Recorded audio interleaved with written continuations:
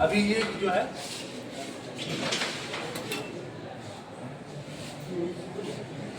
ये आपका normal mode में भी है।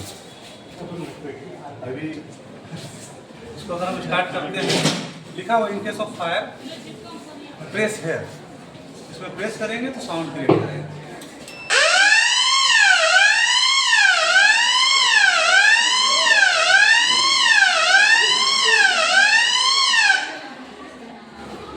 इसमें एक छोटा सा बटन लगा रहता है जो रिसेट रहता है, उस बटन को रिसेट बटन को प्रेस करेंगे तो ये भी साउंड बंद हो जाएगा।